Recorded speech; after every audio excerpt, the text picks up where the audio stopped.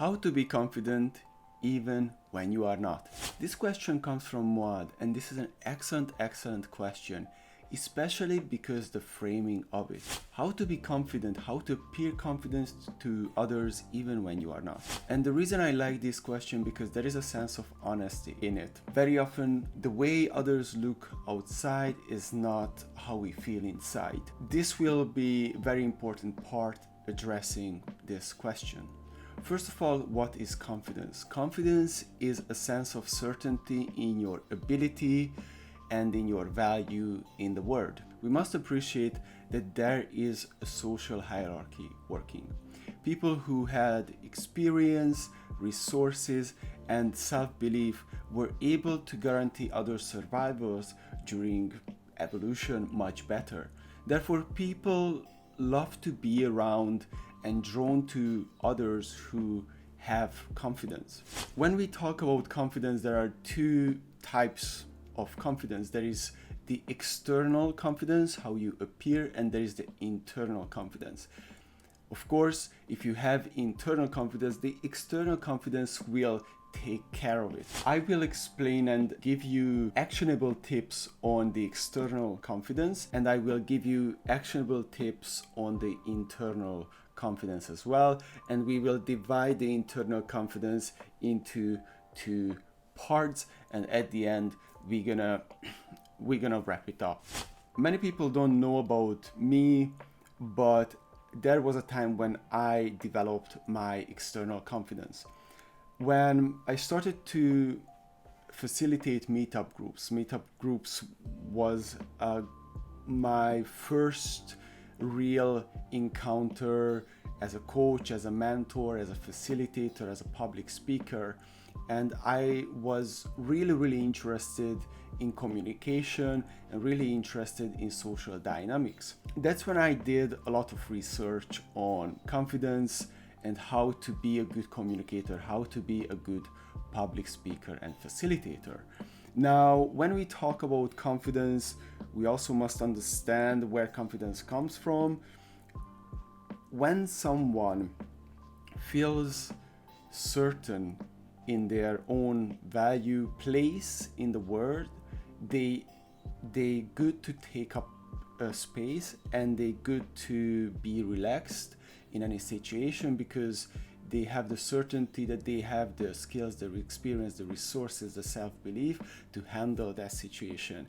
And that's what the body language will reflect. So when I started in my meetup group, I practiced and built up my body language one thing at a time. A couple of tips here and the main parts of body language. First of all, as we said, people who are confident, people who have certainty, they find to take up space. So therefore, they find to open up, they find to stand. They also relaxed, they not feel scared or doubtful or threatened by the situation. Therefore, they're not gonna tense their jaw, they're not gonna tense their body. They find to take up space, and they find to stand still, to slow down, and to look onto the other person or look onto the audience. They find to just be where they are. They also find to be who they are. They don't feel threatened. Therefore, they absolutely relax to show up as themselves, to be even quirky, to be however they want to be. There is no one way to be confident. Confidence is really to be okay the way you are in that situation. But there are these couple of things that you can learn. One is like, I stand a bit back so you see better. Be upright. The opposite of that is when someone takes up small space, have a bad body posture, have shoulders back, feel like you are pulled up through your crown chakra or your head, like have a nice, straight, erect, but also relaxed body posture, and take up space, open up, don't fidget, don't rushing all around, so it's a lot of is a lot of it is state control, right? Is to being able to feel the anxiety, but uh, staying with that and doing what you want to do, and just have a good posture, have open body language, and have nice pacing and nice eye contact. These really come from state management, and this is where we're going into the internal confidence. Really, there is no such thing as external confidence, because to develop an external confidence, you have to develop state management, and to develop a state management, that's already internal confidence. Internal confidence, I divide that into two parts again. The first part is simply how familiar are you with the situation. We must admit and we must appreciate that not everyone gonna feel confident in every situation. If there is a piano player, the piano player will be extremely confident with the piece that he or she practiced millions and millions times, but might not feel confident in other areas.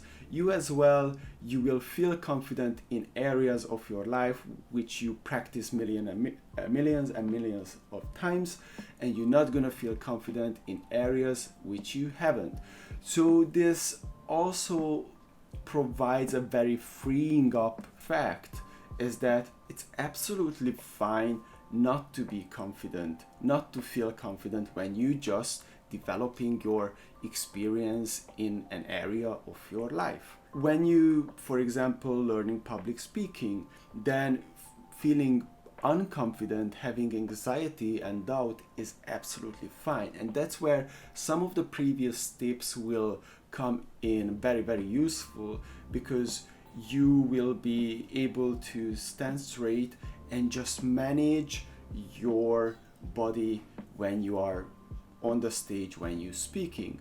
But also it will be important to understand that it's absolutely normal to feel unconfident in a situation where you haven't built a body of experience yet. And this is where we go into the deepest level of internal confidence, is where we source our sense of certainty from. Some people source their sense of certainty from faith in God or trust in the universe. Also, you can source your sense of certainty from your understanding of how we human beings work. The main thing is to understand that you can feel anxious, you can feel doubtful, but you're gonna be just fine, because those feelings and thoughts, not really you. They always pass and they come and go. And you can stay in the situation and you're gonna be just fine, even if those things are there. Very often, to come back to the public speaking example, you stand on stage, you feel the butterfly in your stomach, which actually you can either interpret. We talked about this before, that you can interpret these sensations in different ways. You can interpret as anxiety, but you can also interpret the very same sensation as excitement. So if you simply say to yourself, this is excitement, you might be able to interpret it as excitement. But regardless, to know that all of these are just the playings of your psychology and the playings of your body, and even if you experience that, really you're gonna be just fine. And as you start speaking, as you start performing or do whatever you need to do, after a while you might even notice, but this anxiety just gonna go away. This is just the natural things, how things work. Thank you for your question. To sum up, there is an external confidence and there is an internal confidence. Internal confidence have a familiarity, an experience-based layer of it, and there is a deeper layer of it where you source your sense of certainty from. And in the external level, again, relax, take space, open up, and you dictate the pace. You just do what you want to do and you show up how you want to show up. Okay? Internal confidence is simply develop familiarity in situations, and you will be more confident in those situations, and also appreciate and embrace the parts where you are developing your confidence in, and it's absolutely fine to be like that. And on the deepest level, know that even if you have anxious thoughts and feelings, you're gonna be just fine, and you can root your sense of certainty in that fact that anything can happen, you're gonna be just fine. And really understanding this